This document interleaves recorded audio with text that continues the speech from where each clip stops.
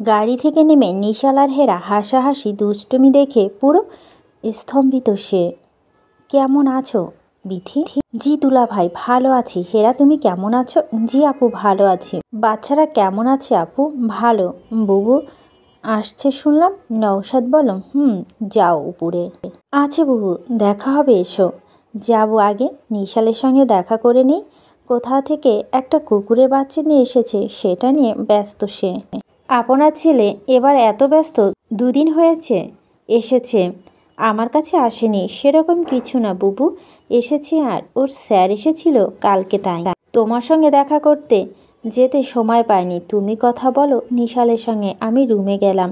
Dinner করে যেও আমাদের সঙ্গে। না দুলাভাই, চলে যেতে হবে, বাচ্চাদের বাসায় রেখে এসেছি। ঠিক আছে হেরা, একটু উপরে আসো তো বুবুর ঘরে। নওশাদ হেরার দিকে তাকে উপরে উঠে গেল। আপু আগে চা খান। হেরা বিথি দিকে চা এগিয়ে দিল। চায়ে চুমুক দিতে দিতে বিথি বলল, নিশাল কোথায় গেল? কুকুর ধরেছে, ড্রেস চেঞ্জ করে হাত ধুয়ে আসছে, আমিও রুমে যাচ্ছি। জি আপু। হেরা বিথির সঙ্গে উপরে উঠে এলো। বিথি নিশালের ঘরে গিয়ে ঢুকলো। নিশাল হাত মুখ ধুয়ে গেঞ্জি চেঞ্জ করছে, তখনই বিথি ঢুকলো ওর ঘরে। কি ব্যাপার নিশু, আমার কাছে এখন যাওয়ার সময় হলো না। তোমার খালামণি, সরি, রাগ করো না। আসলে পরদিন ফুপু আসলো আর রুমি ভাইয়া এসেছিল আজ পড়াতে, আর আজ ভাবছিলাম যাব, কিন্তু তুমি চলে এলে। ওই মেয়ের সঙ্গে সাইকেল চালাচ্ছ, আমার সঙ্গে দেখা করার সময় কোথায়? আন্টি খুব ভালো সাইকেল চালায় জানো, দুজন খুব এনজয় করেছি। পাপা আসার পর কি হয়েছে শুনলে হাসবে তুমি, চুপ করো। বিথি ধমক দিল। ঠক মেয়ে দেখি, কাণ্ডজ্ঞান নাই, সাইকেল চালায়। সাইকেল চালালে কি সমস্যা? তুমি বুঝবে না নিশু, পাপা তো খুব মজা পেয়েছে। তোমার পাপা তো কচি বই পেয়ে সে যাই করে তাতেই মজা পাচ্ছে, আহ্লাদ করছে। ছি খালামণি, এসব কি বলছো? ভুল কিছু বলছি না, প্লিজ পাপাকে নিয়ে আমার সামনে কিছু বলো না। নিশাল কঠিন মুখে বিথির দিকে তাকালো। কেন, তোমার বাবা কিভাবে পারলো এই বয়সে এরকম একটা মেয়েকে বিয়ে করতে? গ্রাম্য একটা মেয়ে, অসহ্য। খালামণি, পাপা রাইট আছে নিজের জীবনের সিদ্ধান্ত নেওয়ায়, আর আমি মনে করি পাপা ভুল কিছু করেনি। মাম্মা তো কখনো আর ফিরে আসবে না। পাপা সারা জীবন একা কিভাবে বাঁচবে? একা কোথাও তুমি আছো, বাড়ি ভর্তি লোকজন আছে, আমি তো থাকি না। আর কাজের লোকজন কি মাম্মার অভাব পূরণ করতে পারবে? পাপা 6টা বছর একা কাটিয়েছে, অনেক কষ্ট হয়েছে। অসুস্থ হলে কেউ 2 মিনিট পাশে বসে থাকে না। পাপার বুঝি কষ্ট হয় না? বুড়ো হবে যখন, তখন কে দেখবে পাপাকে? তুমি দেখবে? দাদা ভাইকে কি পাপা সারাক্ষণ দেখতে পারে? সেই রাজু ভাই আর আনারের মা দেখে। তুমি তোমার পাপার বিয়েতে খুব খুশি নিশু? বিথি কঠিন মুখে নিশালকে প্রশ্ন করলো। খুব? বাহ, দারুণ তো। খালামণি, এত রিয়াক্ট করার কিছু নেই। পাপা লাইফে একটা মানুষ লাগে যাকে নির্দ্বিধায় সব পাপা বলতে পারবে, আর সেটা ওয়াইফ ছাড়া আর কেউ হতে পারে না। তুমি তো খুব আপন হয়ে গেছো সেই মেয়ের। জানি না, কিন্তু আমার ওনাকে পছন্দ হয়েছে। সারাক্ষণ বাসায় উড়ে উড়ে বেড়াচ্ছে। বাবা আমার আর দাদা ভাইয়ের কত যত্ন করছে। পাপাকে হ্যাপি দেখে আমারও ভালো লাগছে। হয়েছে, আর শুনতে ইচ্ছে করছে না আমার। নিশাল বাচ্চা আমার, তুমি বুঝতে পারছো না ওই মেয়েকে। তুমি যখন কিছুই বলো, ওই মেয়ে কখনো তোমার ভালো চাইবে না। দেখো কী সব বলো খালামণি। হ্যাঁ, এখন তোমার পাপাকে দেখানোর জন্য ভালো সাজছে। কয়দিন পর নিজের একটা ছেলে মেয়ে হলে তোমার সঙ্গে কি ব্যবহার করবে দেখবে। পাপা একটা বেবি হলে ভালো হবে। কি বলো খালামণি? আমার ফ্রেন্ডদের সবার ভাই বোন আছে, আমারই কেউ নেই, দারুণ হবে তখন। নিশাল হাসতে হাসতে বলল, গাধা ছেলে তুই, এত অবুঝ কেন? তোমার আরও ভাই বোন হলে তোমার বাবা এসব সম্পত্তি সব ভাগ হবে, তুমি কি পাবে তখন? মাম্মার পাপাকে যদি আরও ছেলে মেয়ে থাকতো তখন তুমি এটা কথা বলতে খালামণি? সেই ভাই বোন তো। আর হেরার বাচ্চা কি এক হলো? আমার কাছে সবাই আমার ভাই বোনই। প্লিজ খালামণি, আগ বাড়িয়ে এত কথা বলো না তো। পাপা কিংবা আন্টি শুনলে কষ্ট পাবে। নিশাল, আমি অবাক হয়ে যাচ্ছি তোমাকে দেখে। দুদিনের এই মেয়েকে তোমাকে জাদু করেছে বুঝি? ধুর খালামণি, না গ্রামের মেয়েরা এসব জাদুটোনা জানে। আমার তো খুব ভয় হচ্ছে তোমাকে নিয়ে। চলো খালামণি, ফুপির ঘরে যাই। আমার কথা শোনো, কালকে আমার বাসায় দুপুরে খাবে। তোমার সঙ্গে কথা আছে আমার। আচ্ছা ঠিক আছে, এখন চলো ওদিকে যাই। রাগে গজগজ করতে করতে বিধি রুম থেকে বের হয়ে নওশাদের বোনের রুমে ঢুকলো। সে পারুলের কাছ থেকে আগেই শুনেছে হেরা নওশাদের রুমে থাকছে কাল থেকে। নওশাদ হেরা সবাই ওখানে বসে গল্প করছে। বুবু কেমন আছো? আমি ভালো আছি বিধি। তোমার খবর কি? ভালো, অনেক দিন পর এলেন। হ্যাঁ, এবার এসেছি হেরাকে দেখতে। বাবু এতদিন পর নিজের বলে কাউকে এ বাড়িতে এনেছে, তাই দেখার জন্য চলে এলাম। আপনার ভাই বুবু পাকা বিজনেসম্যান। আমার বোন সমবয়সী ছিল, হঠাৎ মাঝপথে ছেড়ে চলে গেছে বলে এবার কম বয়সী বিয়ে করেছে।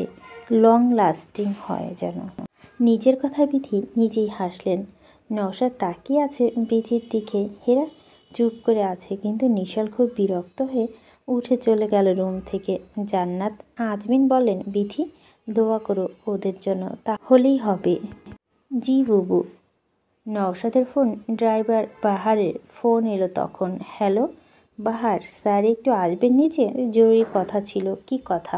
স্যার একটু আসবেন স্যার, অপেক্ষা করো। নওশাদ বুবুর দিকে তাকিয়ে বলো, আমি আসছি বুবু, তোমরা কথা বলো। নিচে নামতেই বাহারের সঙ্গে দেখা। কি ব্যাপার বাহার, কি সমস্যা? গাড়ি ঠিক আছে? স্যার গাড়ি ঠিক আছে। তাহলে বাহার চোখ মুখ শুকনো করে বলো, স্যার ওই দিন কুষ্টিয়ার আমাদের এলাকার চেয়ারম্যান আমার নাম্বার রাখছিল আসার সময়, আমি না বুঝছা তারে নাম্বারটা দিয়েছি। এখন কি হয়েছে সেটা বলো। এইমাত্র চেয়ারম্যান সাহেব ফোন দিছে আমারে। আমার নানা অবস্থা খুব খারাপ, তাই ওনার নাম্বারে কল দাও তো, আমি কথা বলবো। স্যার বাহার চেয়ারম্যানের নাম্বারে ডায়াল করলো। ওভাস ধরতেই চেয়ারম্যান সাহেব, আমার স্যার কথা বলবে আপনার সঙ্গে, নেন কথা বলেন। জি চেয়ারম্যান সাহেব, নওশাদের আজমি বলছি। কি হয়েছে? সাইফুল ইসলাম স্যারের। স্যার আপনি ভালো আছেন? জি আমি ভালো আছি। সাইফুল স্যার কয়েকদিন থেকেই খুব অসুস্থ ছিল, আজ খুব বাড়াবাড়ি অবস্থা। আমি শুনে দেখতে এসে দেখি খুব খারাপ অবস্থা। নওশাদ বলো, চেয়ারম্যান সাহেব আপনি কষ্ট করে একটা কাজ করবেন আমার জন্য প্লিজ। একজন লোক নিয়ে স্যারকে অ্যাম্বুলেন্স করে ঢাকায় পাঠিয়ে দেবে। আমি স্যারের চিকিৎসা করাতে চাই, এটা আমার দায়িত্ব। স্যার ওনার অবস্থা এতটাই খারাপ মনে হয় না ঢাকায় পাঠানো যাবে। তারপরও আপনি একটু দেখবেন কিছু করা যায় কি না। কুষ্টিয়া চিকিৎসা করানো তো যাবে, অন্তত আপনি সেই ব্যবস্থা করেন। আপনি টাকা নিয়ে চিন্তা করবেন না, আমি টাকা পাঠাচ্ছি আপনার কাছে। আপনি চিন্তা করবেন না স্যার, আমি ওনার চিকিৎসার ব্যবস্থা করছি। নওশাদ বলো, আর একটা কথা, আপনি কি এখন ওনার কাছে? জি স্যার, ওনার বাড়ির সামনে। আমি 2 মিনিট পর ফোন দিচ্ছি আপনাকে। আপনি ওনার সঙ্গে আমার ওয়াইফের কথা বলিয়ে দিলে আপনার ফোনে। জি স্যার। নওশাদ দৌড়ে দোতলায় উঠে এলো। বুবুর ঘরে ঢুকে দেখে হেরা সবার সঙ্গে গল্প করছে। নওশাদ হেরার কাছে গিয়ে ওর হাত ধরে টান দিল, এসো আমার সঙ্গে। জি। হেরা অবাক হয়ে গেল। এসো তো, আমার সঙ্গে কাজ আছে। হেরা সবার সামনে একটু অপ্রস্তুত হয়ে যাচ্ছে। নওশাদ ওকে টেনে ওদের রুমে নিয়ে গেল। বিথি অবাক হয়ে তাকিয়ে আছে ওদের দিকে। জান্নাত আজমি বলে, জরুরি কিছু হবে হয়তো, তুমি বসো বিথি। বিথি মনে বলল, অসহ্য ঢং। নওশাদ হেরাকে রুমে নিয়ে চেয়ারম্যানের নাম্বারে ফোন দিল। তারপর হেরার দিকে মোবাইলটা বাড়িয়ে দিয়ে বলো, কথা বলো। কে? দেখো কে। হেরা কাঁপা কাঁপা হাতে ফোনটা নিয়ে হ্যালো বলতেই ও পাশে খুব তীক্ষ্ণ একটা গলা, শুধু বলল হেরা। হেরা চিৎকার দিয়ে উঠল, নানা ভাই। তুমি কেমন আছো নানা ভাই? ও পাশে হেরা। নানা খুব চেষ্টা করে যাচ্ছে একটু কথা বলবে। আজ 1.5 মাস তিনি এই কণ্ঠটা শোনার জন্য অপেক্ষা করছিলেন। জীবন কি তাকে আর একটু সময় দেবে না? শেষবারের মতো প্রিয় নাতনির সঙ্গে কথা বললে। হেরা, কেমন আছো তুমি নানা ভাই? ভালো, তুই? আমি অনেক ভালো আছি নানা ভাই, অনেক। হেরার চোখ দিয়ে পানি পড়ছে, খুব কষ্ট হচ্ছে নিজেকে সামলে। আর নওশাদের খুব ভালো রে? খুব ভালো নানা ভাই, খুব ভালো। আমার সামনে আছে, তুমি চিন্তা করো না। আমি এখানে খুব ভালো আছি। সব সময় ভালো থাকবি। থাকবো। নওশাদকে ভালো রাখবি। হেরা কান্না দমকে কথা বলতে পারছে না। নওশাদ ওর ঘাড়ে হাত রাখলো। হেরা, বলো নানা ভাই, এখানে কখনো আসবি না, মনে আছে না আমার কথাগুলো? মনে আছে। আমি নেই শুনলেও কাঁদবি না, শুধু দোয়া করবি নানা ভাই। খুব ভালো থাকিস, খুব। আমার দোয়া থাকবে সঙ্গে। নওশাদ কোথায়? কথা বলবে? দিচ্ছি। হেরা নওশাদের দিকে ফোনটা এগিয়ে দিল। নওশাদ ফোনটা হাতে নিল। স্যার, আপনি চিন্তা করবেন না, চেয়ারম্যান সাহেব আপনাকে হসপিটাল নিয়ে যাবে। আমি আসবো আপনার কাছে, দরকার নেই। তুমি হেরাকে দেখো শুধু, আপনি চিন্তা করবেন না, ও ভালো আছে। আমি জানি ও খুব দুঃখী মেয়ে, তুমি দেখে রেখো। আপনি আমার উপর ভরসা রাখবেন স্যার। আমি জানি তুমি ওকে ভালো রাখবে। আর কথা বলতে পারলাম না। হেরা নানা আবার শ্বাসকষ্ট মতো শুরু হয়ে গেছে ওনার। চেয়ারম্যান সাহেব ফোনটা কানে তুলে নিল। স্যার, আপনি চিন্তা করবেন না, অ্যাম্বুলেন্স শহর থেকে রওনা হয়ে গেছে। স্যারের কথা বলতে পারছে, এখন শ্বাসকষ্টর মতো হচ্ছে। একটু পর আবার কথা বলবে ওনার সঙ্গে। দরকার নেই, পরে কথা বলবো। আমি আপনার আপডেটের অপেক্ষায় থাকবো চেয়ারম্যান সাহেব। জি স্যার, আমি জানাচ্ছি। স্যার, আপনি কি সাইফুল স্যারের ছেলে কারো সঙ্গে কথা বলবেন? না, আমি আপনি ছাড়া আর কারোর সঙ্গে কথা বলতে চাচ্ছি না। আপনি কাইন্ডলি স্যারের চিকিৎসাটা শুরু করবেন। আমার লোক কালকে কুষ্টিয়া পৌঁছে যাবে, তখন স্যারের সকল দায়িত্ব আমার লোক নিয়ে নেবে। স্যার, আপনি চিন্তা করবেন না। সাইফুল স্যার আমারও স্যার ছিল, আমি আমার দায়িত্বটা পালন করব। থ্যাঙ্কস চেয়ারম্যান সাহেব। নওশাদ ফোন কেটে তাকিয়ে হেরা সোফায় বসে নিঃশব্দে কেঁদে যাচ্ছে। হেরার মাথায় হাত রাখল সে। হেরা, প্লিজ কেঁদো না। আমার কষ্ট বুকটা ভেঙে যাচ্ছে কেন? আমার দিকে তাকাও। আমি চেয়ারম্যান সাহেবকে বলে দিয়েছি, স্যার একটু স্টেবল হলে ঢাকায় নিয়ে আসবে। এখন স্যারের ট্রিটমেন্ট করা আমার দায়িত্ব। স্যার ভালো হলে এই বাসায় রেখে দিব। কেমন তোমার কাছে? পারবেন না? আমাদের সঙ্গে তোমার নানা টেক কেয়ার করবে তুমি। হেরা চোখ পানি মুছতে মুছতে বলো, পারবো। এখন কান্নাকাটি করো না প্লিজ। নওশাদ হেরার মাথায় হাত রাখলো। দোয়া করে যেন স্যার ভালো হয়ে যায়। হেরা চোখে পানি ওনার কোনো দিয়ে মুছল। বিথি, জান্নাত, আজমি এর সঙ্গে নওশাদের বিয়ের প্রসঙ্গ তুলল। বুবু যখন কথাটা বললেন, এই বিয়ে সবচেয়ে বড় দাম দিলেন নিশাল। কেন? একদিন হেরার বাচ্চা হবে তো সমস্যা কোথায়? সমস্যা তখনই হবে বুবু, আপনি আমি কেউ থাকবো না। নিজের বাচ্চা পেলে নিশালকে অবাঞ্ছিত ভাববে না হেরা? এর থেকে কি গ্যারান্টি? পৃথিবীতে কোনো কিছুই কি গ্যারান্টি দেওয়া যায় বিথি? সেটাই তো বলছি, সব আল্লাহর উপর ছেড়ে দাও। তাই তো দেখছি, এছাড়া তো আর কোনো উপায় নেই। এটাই সবার জন্য মঙ্গল। বাবু কি যথেষ্ট নয় তার ছেলের জন্য? তোমার যে কি ভাবো আমি বুঝি না। জান্নাত আজমি চুপ করে রইলেন। ডিনার করে যাবে কিন্তু? না বুবু, মেয়েরা বাসায় বুয়ার কাছে। ও আচ্ছা, তাহলে আটকাবো না তোমাকে। এবার সংসারটা সুন্দর করে করছেন তো বিধি? জি বুবু, দোয়া করবেন। সব সময় করি। তুমি আমার নিশালের কত যত্ন করেছ, তোমার জন্য মন থেকে দোয়া করি বোন। বিথি মনে মনে বলেন, চেয়েও তো ছিলাম খালা না হয়ে নিশালের মায়ের দায়িত্বটা নিতে। আপনার ভাই তো রাজি হলো না। এখন গাইয়া মেয়ে বিয়ে করে আহ্লাদ করে, সবার সামনে দিয়ে হাত ধরে টানাটানি করে আদিক্ষেতা। বিথি দীর্ঘশ্বাস ফেলল। আমি আসি, গ্রামের বাড়ি যাব, শ্বশুর শাশুড়ি আত্মা শান্তি চেয়ে মিলাদের আয়োজন করি সব সময়। এটা করে ফিরে আসব আবার। বাবু যাবে ব্যাংকক? যাওয়ার আগে চলে আসব। হেরা নয়তো একা থাকবে কিভাবে এই বাসায় বলো? দুলাভাই কবে যাবে ব্যাংকক? এই সপ্তাহে। ঠিক আছে, আসবো তখন বুবু। যুথিকেও আসতে বলো জি। বিধি উঠে গেল। একবার ভাবলো নওশাদের সঙ্গে দেখা করে যাবে, মনে মনে বলল ধুর, তারপর সিঁড়ি দিয়ে নিচে নেমে গেল। রাতে নওশাদকে চেয়ারম্যান সাহেব ফোন দিয়ে জানিয়েছে কুষ্টায় একটা প্রাইভেট হসপিটালে ভর্তি করা হয়েছে হেরার নানাকে। ওখানে একটু স্টেবল হলেই ঢাকায় নিয়ে আসা যাবে, তার আগে সম্ভব না। নওশাদ শোয়েবকে বলে দিয়েছে একজন দায়িত্বশীল লোককে কালকে সকালে কুষ্টিয়া পাঠিয়ে দিতে। চিকিৎসা সংক্রান্ত সকল ব্যবস্থা সে করবে ওখানে। নওশাদ শুধু চেয়ারম্যানের ওপর ভরসা থাকতে চাচ্ছে না, শোয়েবের নিজে যেতে চাইছিল। নওশাদ বলে দিল ওর যাওয়া দরকার নেই, দায়িত্বশীল কাউকে পাঠালেই হবে। রাতের রুমে ঢুকে দেখে হেরা ঘরে অন্ধকার করে জায়নামাজে বসে আছে। নওশাদ জোর করে ডিনার করাতে নিয়ে গিয়েছিল। সামান্য কিছু খেয়ে চলে এসেছে সে। বুবুও কিছুক্ষণ সান্ত্বনা দিল হেরাকে। নওশাদ ইচ্ছে করে আলোটা জ্বালালো না।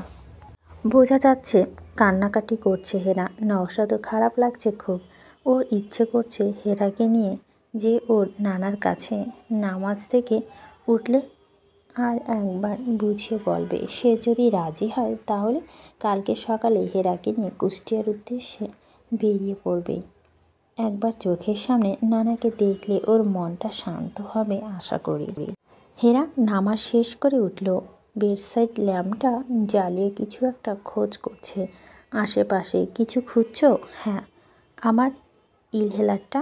শ্বাসকষ্ট হচ্ছে, কাশি হচ্ছে হঠাৎ। ও একটু মনে হচ্ছে খারাপ লাগছে। ঠান্ডা পানি দিয়ে উজু করছিল, গলাটা বসে গেছে। কান্নাকাটি করছো তাই বসে গেছে।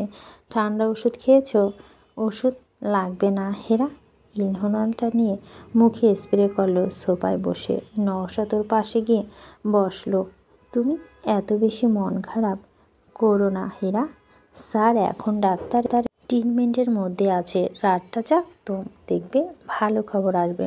তুমি কালকে আবার কথা বলবে। এক কাজ করি, চলো আমরা কালকে ভোরে রওনা হয়ে যাই। না না, কেন?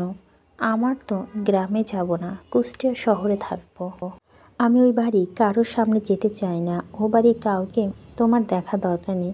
তুমি তোমার মতো নানাকে দেখবে, আমি তোমার সঙ্গে থাকবো। প্লিজ হেরা, তোমাকে দেখলে তোমার নানা ভালো লাগবে খুব। আচ্ছা ঠিক আছে, তাহলে সকাল সকাল আমরা বেরিয়ে পড়বো, কেমন? জি। এখন ঘুমিয়ে যাও, আমাদের সকাল সকাল উঠতে হবে। এরা চুপচাপ শুয়ে পড়ল। নওশাদও ঘড়িতে অ্যালার্ম সেট করে শুয়ে পড়ল। এর 1.5 ঘন্টা পর মাঝরাতে ফোনে রিংয়ে ঘুম ভাঙল ওর। তাকিয়ে দেখে চেয়ারম্যানের ফোন। নওশাদ মনে একটু আশঙ্কা এসে ভর করলো, খারাপ কিছু নয় তো? হ্যালো চেয়ারম্যান সাহেব, গলা নামিয়ে কথা বলল নওশাদ। সরি স্যার, এত রাতে ডিস্টার্ব করলাম। 5 মিনিট আগে সাইফুল ইসলাম স্যার মারা গেছে। ডাক্তারের চেষ্টা কোনো ত্রুটি ছিল না। বয়স হয়েছে যথেষ্ট। আমি বুঝতে পেরেছি। আপনার কি আসবেন স্যার? আমি আপনাকে জানাচ্ছি। ঠিক আছে স্যার। ফোন রেখে নওশাদ উঠে বসলো। হেরা ঘুমাচ্ছে। ঘুম থেকে ডেকে তুলে ওকে কি এখন খবরটা দিব ভাবছে সে। ঘড়ির দিকে তাকিয়ে দেখে রাত 3টা বাজে। নওশাদ উঠে বারান্দায় গিয়ে দাঁড়ালো। বাইরে খুব কুয়াশা পড়েছে, সঙ্গে সঙ্গে শীত। 2 মিনিট দাঁড়িয়ে থেকে রুমের ভিতর ঢুকে গেল সে। হেরার কাছে গিয়ে ওর গায়ে কমফোর্টারটা ঠিক করে দিল। কি আরামসে ঘুমাচ্ছে। তার জীবনের সবচেয়ে প্রিয় মানুষটা আজ চিরদিনের মতো পৃথিবী ছেড়ে চলে গেছে। এখনও সে জানে না কত কষ্ট না মাথায় একটা দিন তার জন্য অপেক্ষা করছে। আজ এরকম একটা অন্ধকার রাতে সেও তার সবচেয়ে প্রিয় মানুষটাকে হারিয়েছিল। তাই সে জানে কোথায় কষ্ট হয়। নওশাদ হেরার কাছে গিয়ে বসলো। ঘুমন্ত হেরার মাথায় হাতটা রাখতেই হেরা চোখ খুলে তাকালো। কিছু বলবেন? না, তোমাকে দেখছিলাম। কেন যেন বুকের ভিতরে একটা চাপা কষ্ট হচ্ছে। মনে হচ্ছে দমটা আটকে আসছে।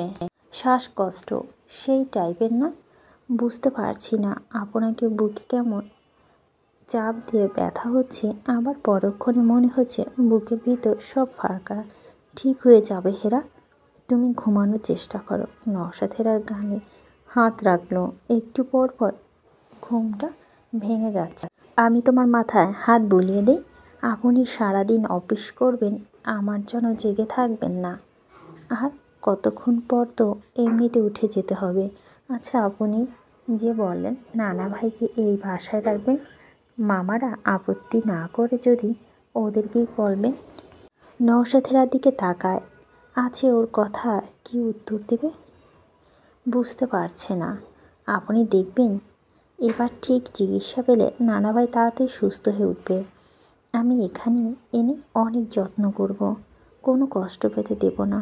অনেক কষ্ট করেছে নানা ভাই আমার জন্য, এবার একটু শান্তিতে থাকুক। আমার কি যে ভালো লাগছে আপনার কথাটা শুনে, আপনাকে বলে বোঝাতে পারবো না। আপনি এত ভালো কেন বলুন তো? আমার জন্য কত কী করছেন, আগে আমাকে বাঁধিয়েছেন, এখন নানা ভাইকে সুস্থ করতে চাইছেন। আপনি আসলে একজন অন্যরকম মানুষ। নওশাদ হেরার হাত ধরো। তুমি অনেক ভালো হেরা, কি যে বলবো, আমি আপনার নখেরও যোগ্য না। আচ্ছা, আমরা এখন বের হয়ে গেলে ভালো হবে বলুন তো? আমার কি কালকে সঙ্গে করে নানাকে নিয়ে আসতে পারবো? এই যেমন ধরুন অ্যাম্বুলেন্সে করে। নওশাদ চুপ করে দেখছে হেরাকে, কিভাবে খবরটা দিবে সে বুঝতে পারছে না। নানা ভাই আমাকে দেখে খুব অবাক হবে, এত সুন্দর কাপড় পরে, এত গহনা পরা। আমাকে দেখলে তো নানা ভাই হাসবে, বলবে তুই সত্যি বউ হয়ে গিয়েছিস সেরা।